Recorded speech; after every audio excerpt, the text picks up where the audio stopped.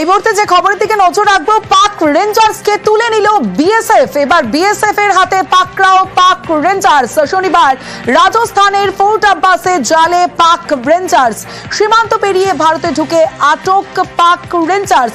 11 দিন পরও পাকিস্তানের হাতে আটক হুগলির বিএসএফ জওয়ান পূর্ণাম কুমার সাউ। এবার ভারতের হাতে আটক পাক জওয়ান। আরো একবার আপনাদের জানিয়ে রাখি, পাক রেঞ্জার্সকে তুলে নিল বিএসএফ। এবার বিএসএফ এর হাতে পাকড়াও পাক রেঞ্জার্স।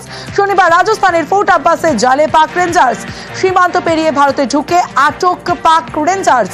11 দিন পেরিয়ে গেছে। আপনাদের মনে করিয়ে দেব, 11 দিন পরও পাকিস্তানের হাতে এখনো পর্যন্ত আটক হুগলির বিএসএফ জওয়ান পূর্ণাম কুমার সাউ।